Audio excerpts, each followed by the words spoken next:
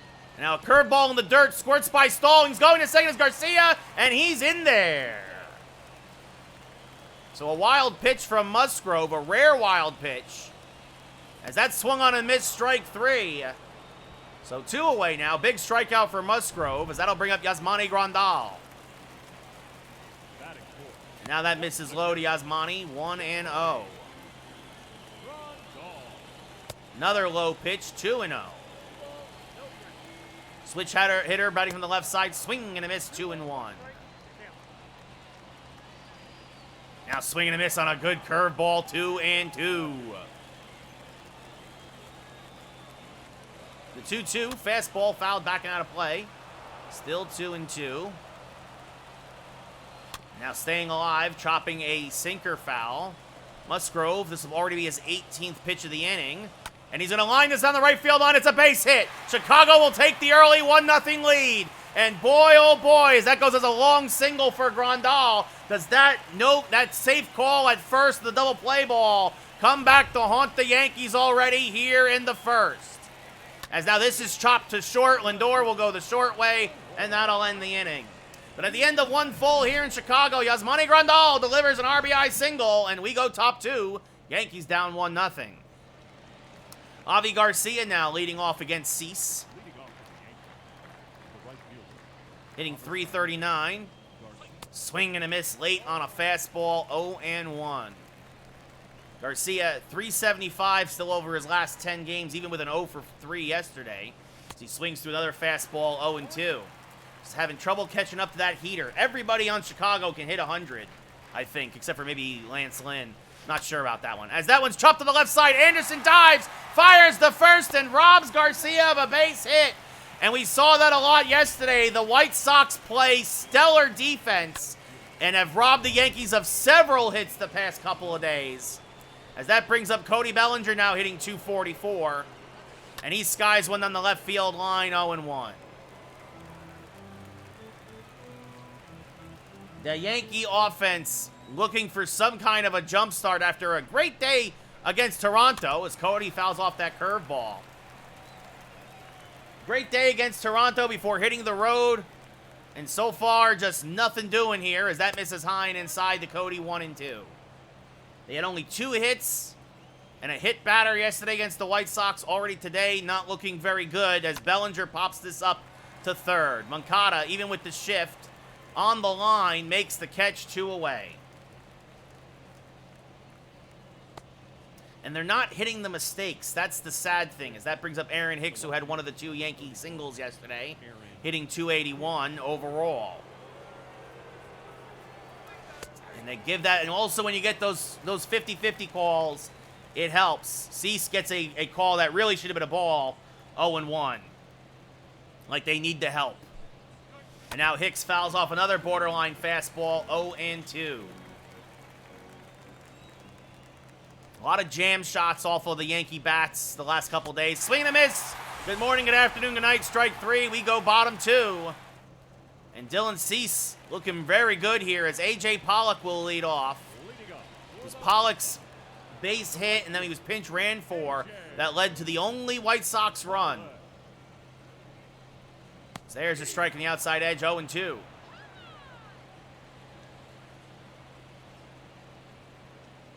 The 0-2, swing and a miss, strike 3, blew the high heat by him, 1 away. That brings up Luis Robert, who pops a high hanging slider up to right center. Bellinger there. Musgrove got away with 1, 2 away. And that'll bring up Gavin Sheets. 3 homers, 12 RBIs, a .230 average. He takes a slider for a strike, 0-1. Actually, let me quickly, I didn't look at to get the White Sox lineup. Sheets is the DH today. Jimenez had the RBI, by the way, yesterday, and then Moncada batting 9th, so. The 0-1 to Sheets. Swing and a miss on a curve, 0-2. Good pitch there from Musgrove. And now popped them up. Late on a fastball. Olsen down from first, makes the catch. And a nice 1-2-3 bounce back inning for Musgrove. We go top 3. Yankees down 1-0 as Jacob Stallings Ice cold lately against righties, hitting 241 overall.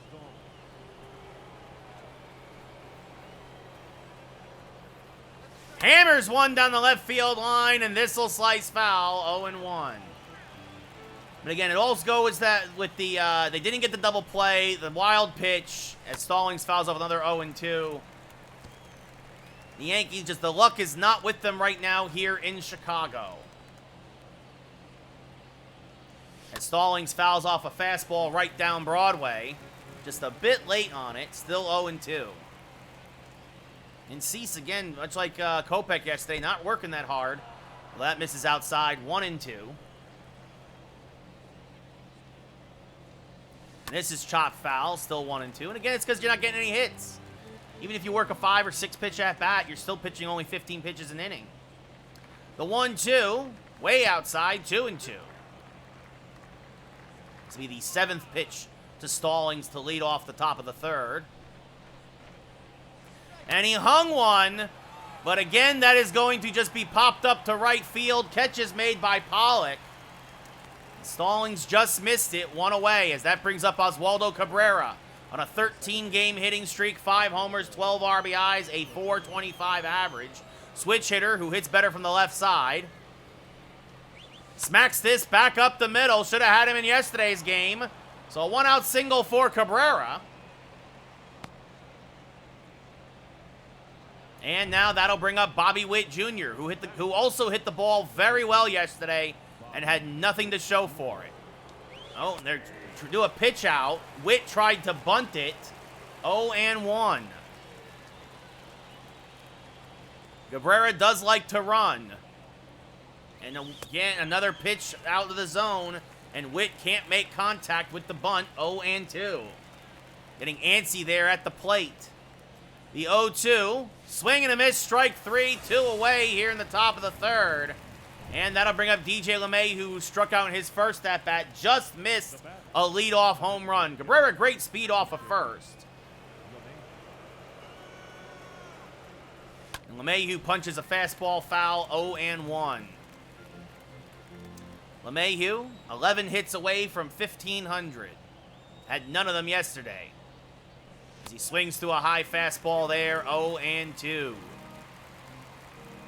Again, Yankees having trouble catching up to those fastballs.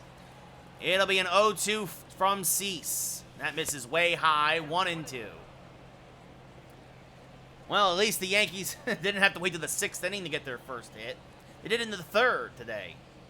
That misses to DJ, and the count levels at 2-2.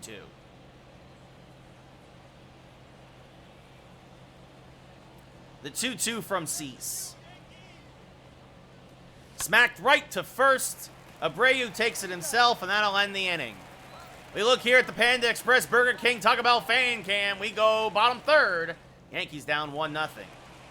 As Yoan Moncada now hitting .277. Takes a backdoor slider for a strike. 0-1. Now if Cutter misses high, 1-1. Moncada, this is his better side of the plate. And you'll always guess what you could have done. Do you walk Jimenez yesterday to face Moncada, who does not hit lefties as well as he hits righties? Maybe, but coulda, woulda, shoulda. You also figure your ace is on the mound. There's 2 out. If there was 1 out, I think you make that play. With 2 outs, I think you go after Jimenez. Swing and a miss by Moncada. Strike 3, 1 away. And that brings in Tim Anderson, 1-for-1 with a single. Was a race on a fielder's choice. As that goes around, 0-1. Garcia, who replaced Anderson at first, would eventually come around to score. The 0-2 as Anderson fouls that pitch off. Swing and a miss, strike 3, got him on the Uncle Charlie. 2 away, and that brings up Lurie Garcia, 0-for-1 fielder's choice and a run scored. Takes a backdoor slider for a strike, 0-1. And now this one popped up down the right field line, easily will reach the seats, 0-2. And now a curveball hammered foul, still 0-2. And now a fastball foul, still 0-2. Swing and a miss. Got him on the inside cutter. And that'll end the third. Musgrove, again, another nice inning. But the Yankees offense is absolutely lethargic. Still down 1-0 here, going top 4. Francisco Lindor will lead off.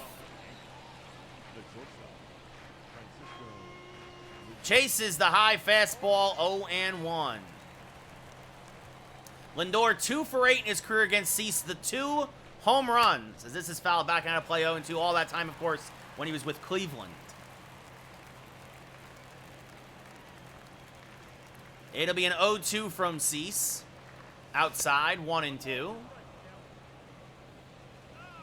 So that was actually 2 for 7 coming into the game today for Lindor. The 1-2. Checks his swing. Did he go? No, says the third base umpire. 2-2. Yankees trying to get that pitch count up now. As this one chopped foul out in front of a changeup. That might be the first changeup that Cease has thrown tonight. The 2-2. Pop fouling out of play. Well, Lindor making him work a bit. This will be the 7th pitch now of the at-bat. And the 40th pitch of the night for Cease. Right down the middle, Lindor lines it to left center field. Jimenez has it and makes the catch. Ran it down just shy of the track, 1 away. And that's the thing. Even when the Yankees make good contact, it just seems to slice right to the fielders. Matt Olson now 0 for 1. He's 0 for 3. Hit by a pitch yesterday. That was his contribution to the offense. Takes one inside, 1-0. It'll be an 0-1 to Olson. Strike at the knees, 1-1.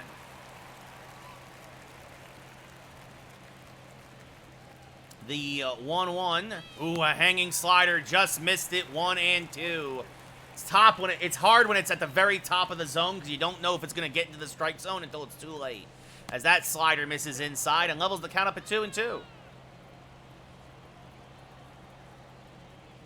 The 2-2 to Matty Olse.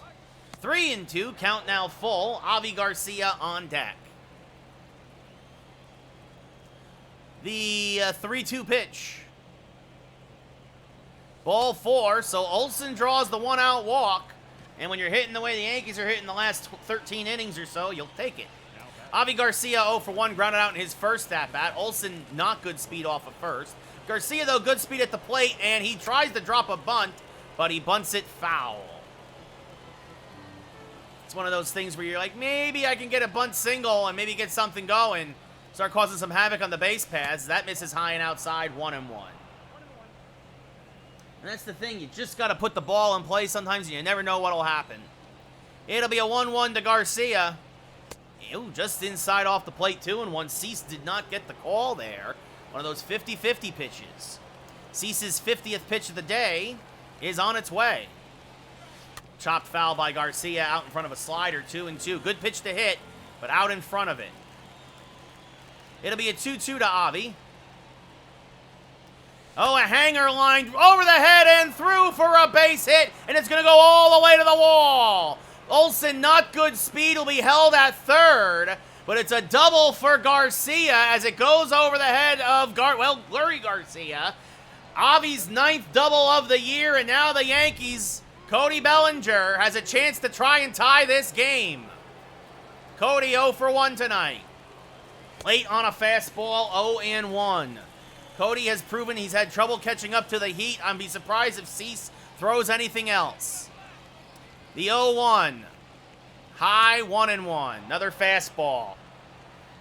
Bellinger tied for 4th in the American League with 11 doubles.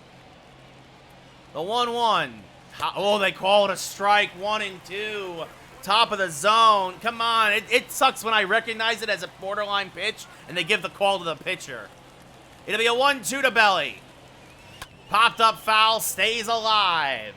Like I said, though, nothing but fastballs from Cease, who's now at pitch. This will be pitch 23 of the inning.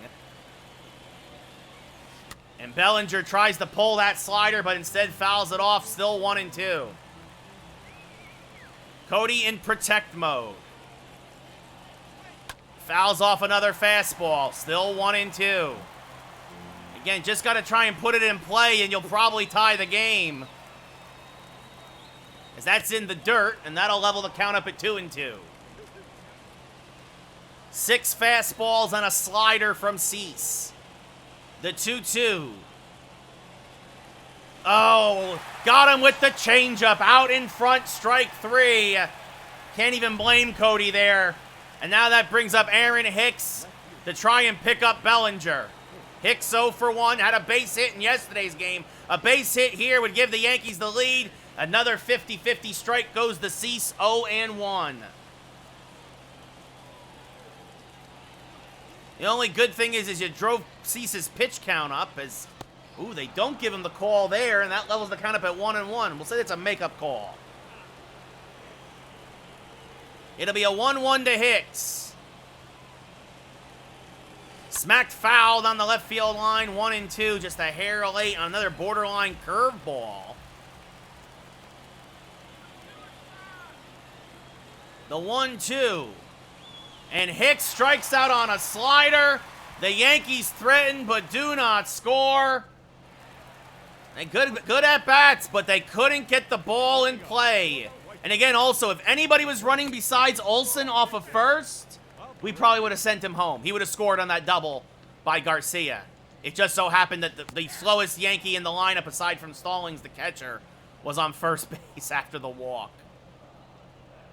As this one popped up over near third, Witt, next to the line on the infield grass, makes the catch, 1 away.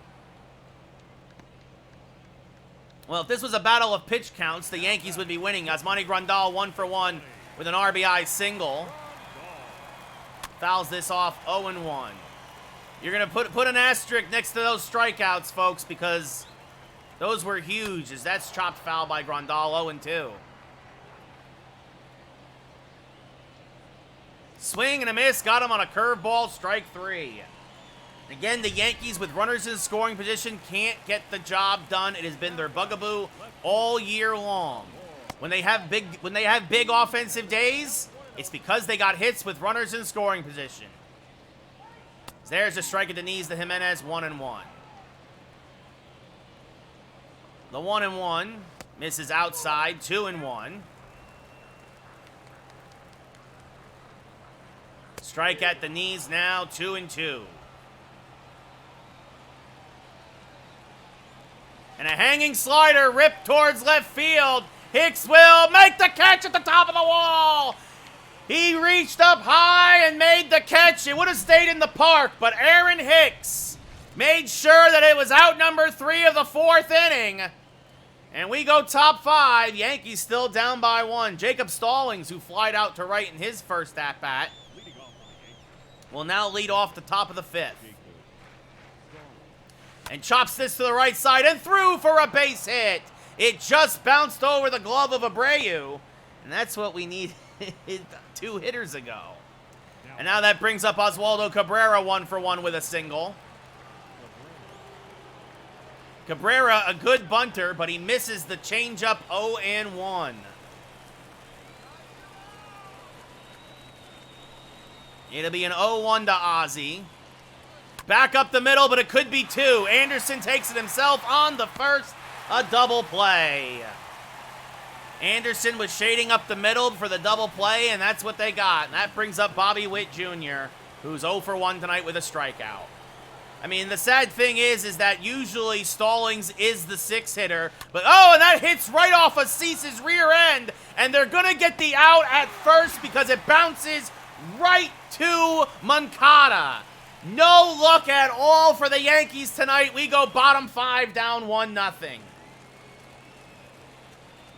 Like, sometimes the ball has eyes as this is laced to center, but right at Cody Bellinger, 1 away. If Cease isn't there, that's a base hit. As Luis Robert now steps up to the plate, 0 for 1. Fouls off a fastball, 0-1. Or if it bounces anywhere else on the field, but it bounced right to Yoan Moncada. As this is pop foul, 0-2. Like, and you feel bad for Bobby Witt Jr., who's now in like an 0 for 7 slump. Swing and a miss, strike 3. Stallings will find it and fires the first, 2 away. It's like you just can't make this up, folks. We're going to lose 1-0 for the second game in a row to the White Sox. Gavin Sheets, 0 for 1. Swings through a slider, 0-1. Sheets did not play yesterday against Robbie Ray. Smacks this up the middle, and I didn't press the dive button. Oh, and it's knocked down by Bellinger. It might be an error going to second, and in there is Sheets. The Yankee defense hurts them twice. It's a double for Sheets. And that brings up Yohan Moncada, who fouls off a fastball, 0-1. The Yankee defense let them down a couple times yesterday, too, as that cutter misses just high. 1-1. And now this one grounded to Cabrera. This time he'll make the play. Fires the first. That'll end the fifth. We look at the Burger King fan cam. Yankees down by a run. LeMahieu, a strikeout and a ground out, will lead off the top of the sixth against Cease. Smacks this one on the right field line. It is slicing foul. DJ LeMahieu, 1 for 5 in his career against Cease just twice now. Can't keep the ball fair. This time he will, and this time it's right at Pollock. Oh no, Pollock! He misjudged it. He started back, came in, dove for it, missed it. That should be a leadoff single for LeMahieu. It is. It's ruled a single. And now that brings up Frankie Lindor, who chops a slider foul, 0-1.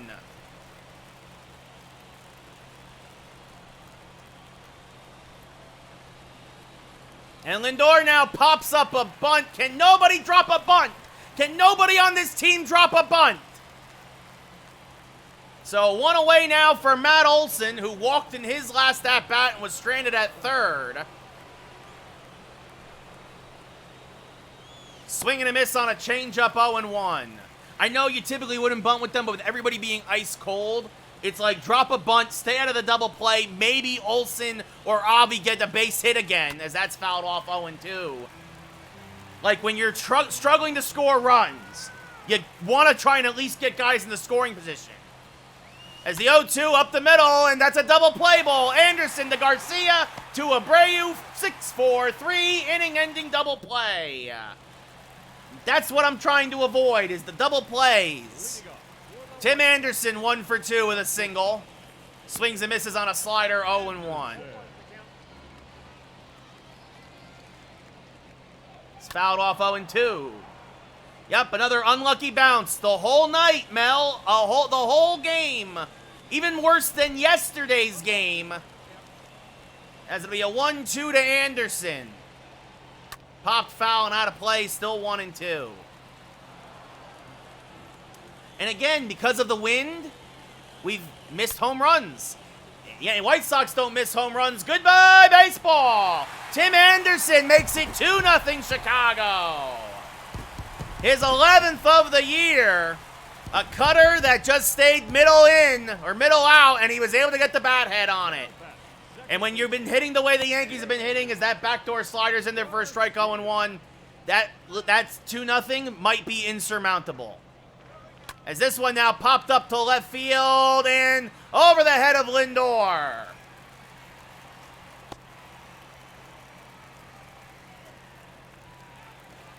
Jose Abreu now up at the plate, takes one outside, 1-0. Now swinging a miss on a slider, 1-1. Now a cutter knocked foul, 1-2. Musgrove's 70th pitch of the day, swing and a miss, strike 3. Going down to second is Garcia, and this time he's out by a mile. So a strike him out, throw him out, double play. And now that brings up Grandal, who's 1 for 2 with an RBI single.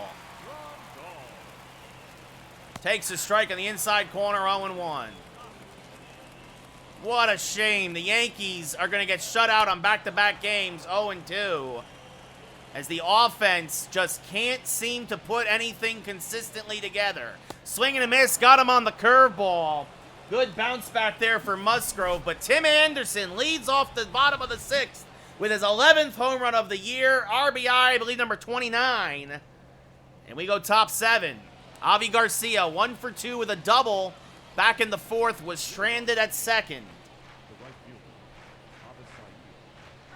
Takes a pitch just outside, says the umpire 1-0. Joe Kelly and Aaron Bummer, double barrel action for the White Sox in the pen as Cease is towards the end of his leash. It's probably going to be a hitter-by-hitter scenario. Now out in front of the changeup, 1-1. And again, guys who have that big difference between the fastball and the changeups, very hard for me. As Garcia will roll this over to Anderson. Fires the first in time, 1 away. And that brings up Cody Bellinger, who's 0 for 2 with a strikeout and a pop out. Takes one inside, 1-0.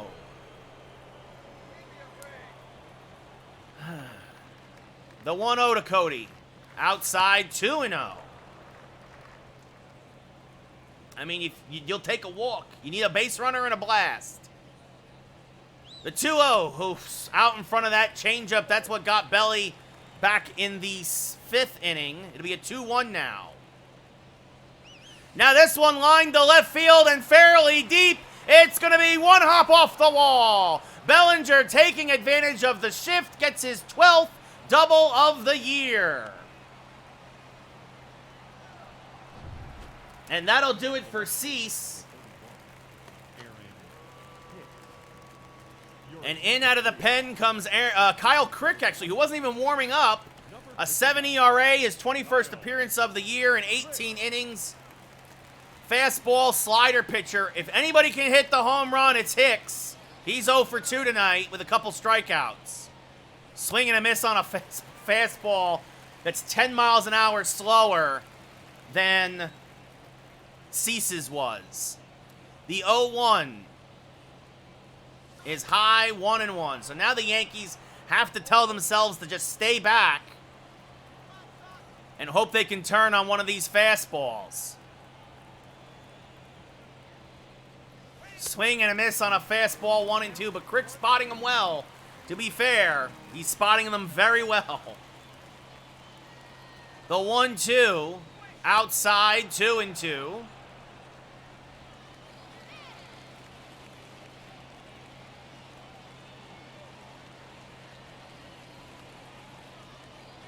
Oh, and he chases the slider. Strike 3, 2 away.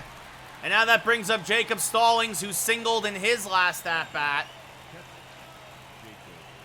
And this is going to be it. The Yankees get another runner in scoring position. And Stallings fouls off the slider, 0-1. I chased so many of those back foot sliders. I knew it was coming, too. But I just like, oh, it starts in the zone. The 0-1, swing and a miss on a high fastball, 0-2.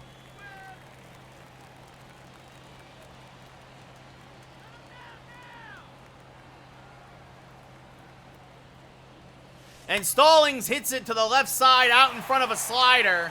Anderson fires the first in time. Get up and stretch. We're going bottom 7. The Yankees leave another runner in scoring position as Eloy Jimenez will lead off here against Musgrove. Takes a strike right down Broadway, 0-1. Now that's outside, 1-1.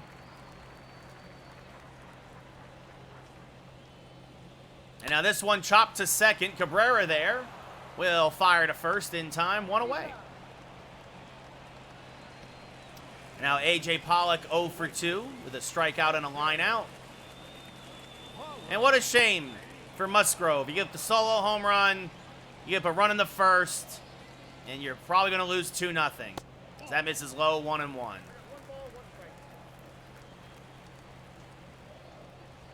As this one lined to center, but right at Cody, makes the catch, 2 away.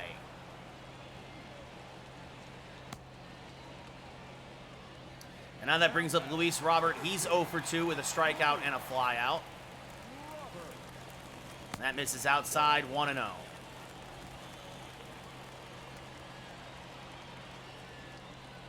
Fastball drifts outside, 2-0. As this is chopped foul, 2-1. The 2-1, swing and a miss, 2-2. I mean, if you're the Yankees, you're thinking now, well, we got to hope for the split.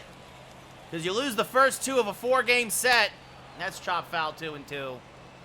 And this was also a good barometer. White Sox, one of the best teams in the American League. And right now you're not getting out pitched. I mean, you're getting out pitched and you're getting out hit.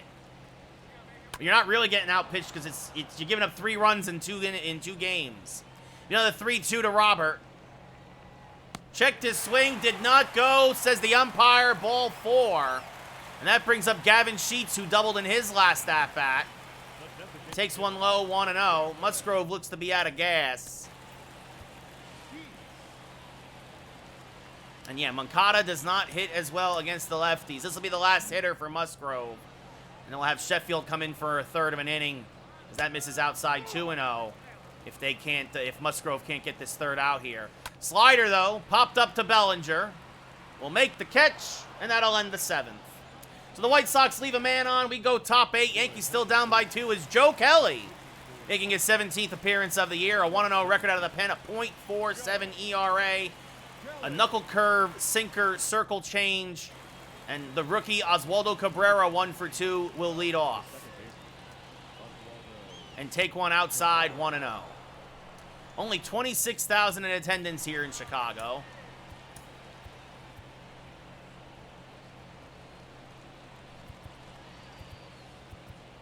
As Clay Holmes now warming for the Yankees. Looks like he'll pitch the 8th.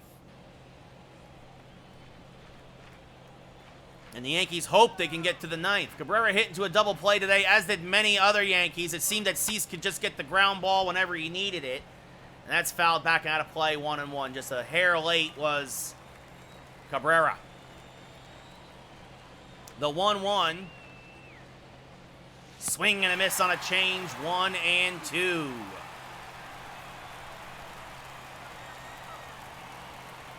The rookie extended his hitting streak to 14 games. Smacks this now over the head of Anderson for a base hit. Cabrera rounding first. He's going to head for second. It's a leadoff double for Cabrera. His 2nd of the year. And now that brings up Bobby Witt Jr., who's 0 for 2 tonight with a strikeout and a ground out. And just missed the knuckle curve, 0-1. Definitely needed that, Mel. Definitely. Was almost tempted to hit with Brock Holt here. The 0-1, low and inside, 1-1. Witt is not a very good hitter with runners in scoring position. There's no denying that. But right now, you'll just take a pushing the runner to third. A swinging and miss on a changeup, 1-2.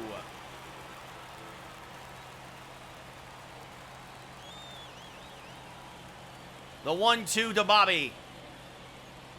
Smacked foul, just missed the curveball, still 1-2. That was the pitch to hit. Outside middle, Kelly hung it.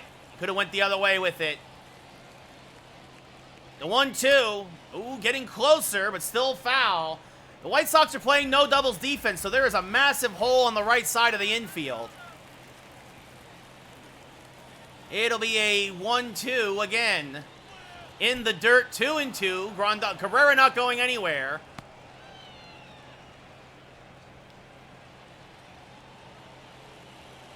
It'll be a 2-2 now to Bobby. Now, he pushed it to the right side. That will get the runner to third.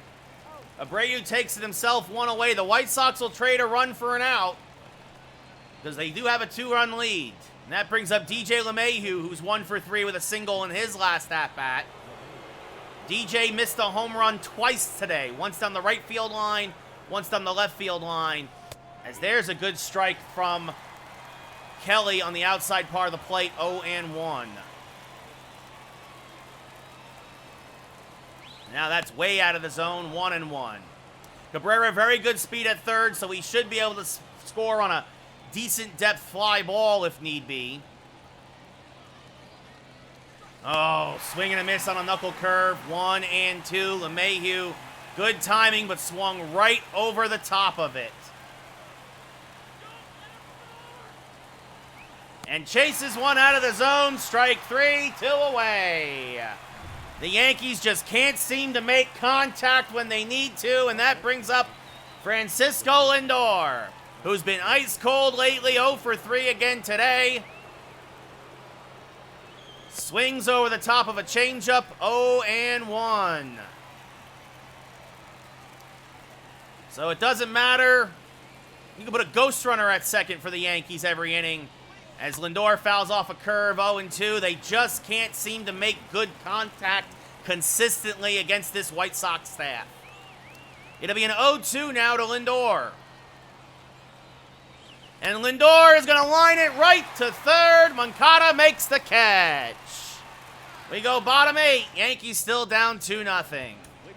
Even when they make good contact, it's right at somebody. Clay Holmes now will face Yohan Moncada, who's 0 for 2 today. Takes a strike, 0-1. So Musgroves goes 7. Gives up 2 runs. You will take that every time. That misses high and out of the zone, 1-1. But the Yankee offense just can't seem to get anything going consistently against this White Sox staff, as that's popped up foul and out of play, 1-2. 6 hits tonight. They had chances to score runs with outs, and all they did was strike out, as that smacked to the right side and through for a base hit. And Holmes has to hold it here, because you need a bloop and a blast against Hendricks, as Tim Anderson, who made it 2-0 in his last at-bat, takes a strike, 0-1. The offense has gone ice cold, as this is chopped foul at the plate, 0-2. As that misses inside, 1-2.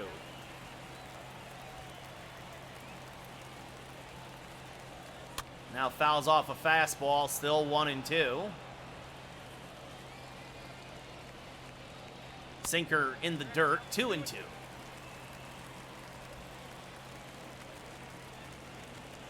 Strike 3 called at the knees. Good slider by Holmes, 1 away. And that brings up Lurie Garcia, who's 1 for 3 with a single. Reached on a fielder's choice, scored a run. And that misses low, 1-0. Now this one popped foul, 1-1. Now a hanging slider, but he pops it up to left. Hicks, ranging to his right, makes the catch, 2 away.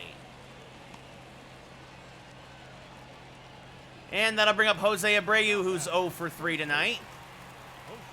In the dirt, blocked by Stallings. The runner not going anywhere, at least on that one.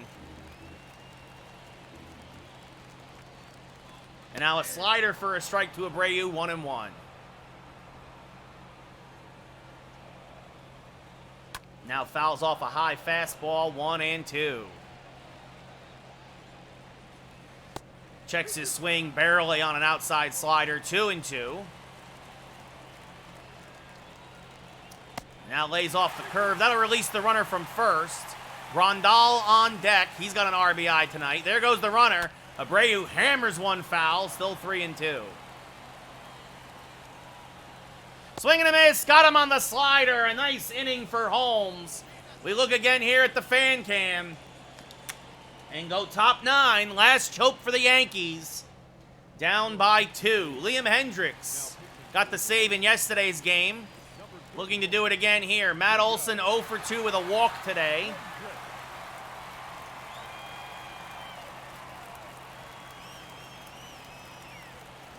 Fouls off a fastball at 97, 0-1.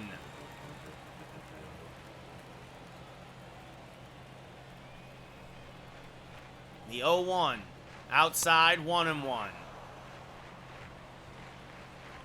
Again, wind blowing in from right field. It's made it hard on these Yankee lefties. Swing and a miss on a high fastball, 1-2. It's going to be a strike anyway. The 1-2 just stayed alive, does Olson, as he got a piece of that low slider. The 1-2 again. It's called strike 3 on the inside part of the plate, 1 away. That brings up Avi Garcia. He's 1 for 3 with a double. And was stranded at second like so many other Yankees today. And Sky's one to right. This should be playable for Pollock. Drifting back, makes the catch, 2 away, and again the Yankees are down to their last out. Cody Bellinger, who doubled in his last at-bat and was left in scoring position, is the last hope for the Yankees. Swing and a miss through a fastball, 0-1. Just a hair late on it. Even when you're revving up for it, you can't get there. The 0-1. Skied to dead center and deep. Robert going back will run it down and make the catch. And the White Sox have scored 3 runs in these first 2 games, but they win both of them, as the Yankees now have lost 3 of their last 4. Dillon Cease the win, Musgrove the loss, Hendricks the save again. And boy, is this a disgusting start to this 8-game road trip. Absolutely sickening.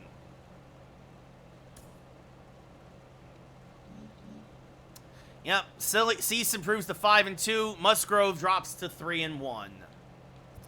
So tomorrow will be Cal Quantrill versus Dallas Keuchel. And then Garrett Cole versus Lance Lynn as the Yankees try desperately to at least get a split in Chicago. You know, they got an important split against Toronto. And it's just that the bats have gone completely to sleep now. Fortunately for us, the Blue Jays have not made up any ground. In fact, we quickly look at the standings. The Yankees still have a 4-game lead on the Jays. And technically still have the best record in the American League, but that almost kind of... We really need to win the next 2 games. Only the Cardinals and Dodgers still have better records than the Yankees, but you kind of want to stop this skid here at 2. That's it. The Rays, Orioles, and Red Sox all won yesterday, so they pick up a game, but they're all still pretty far behind and under 500. But yeah, the White Sox winning 2 in a row. They're starting to put some distance between them and Cleveland. And so you don't feel as bad knowing that Toronto lost, but you really don't want to have this be a 3-game losing streak. You really kind of need to put the kibosh on that right now. So that'll be tomorrow. Quick schedule change. Monday will be an early stream, just a heads up. I'll have to do it at 6 p.m. my time, 9 o'clock East Coast time. That'll be the impossibly a day next week. The rest of the week, this is fine, but we miss it. If I miss a day, it'll be Tuesday, Wednesday, or Thursday. Not sure when yet. I think I told you yesterday, a friend of mine is moving to back to the East Coast. He's leaving LA, and we've decided that either Tuesday, Wednesday, or Thursday of next week will probably be when we get dinner. So that night, I will not be streaming. So just a heads up there. And then again, Monday, I have to do it earlier because I hurt my hand a few months ago, and it still hasn't healed right. So guess who has to go for an MRI? Yay for being old. Anyway, we'll save the game. We got some packs to open if you want to hang around for a few more minutes, folks. We'll jump into Diamond Dynasty real quick, and then we'll call it a night. But that's a hard night. Gotta win the next 2 tomorrow. Gotta win the next 2 before heading to Baltimore, because at least you say, well, you split the 4 games. You know, well, I'm leaving it up to him, Mel. I'm leaving it up to him. Yeah, it's called trigger finger, Mel. At least that's what we think it is. We hope it's not psoriatic arthritis, but that's why I'm going for the MRI. We hope it's just trigger finger. And actually, it's been okay the past couple of days, but yeah, we'll see what happens. Right. Shop. Packs. Open. See if we get any diamonds tonight.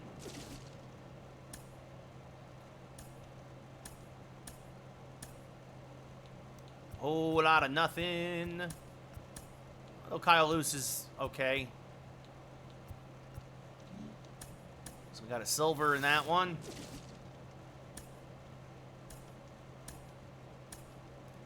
And a silver in this one.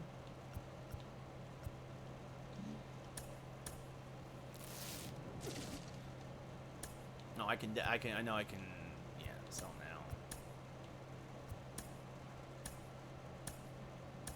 And a bronze, You know, quick sell because we already have him. And sell now because we already have him.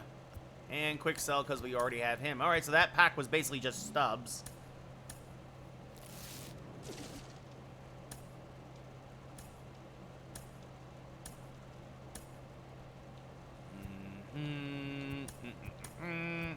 whole lot of garbage again. Just a lot of crap here in these packs.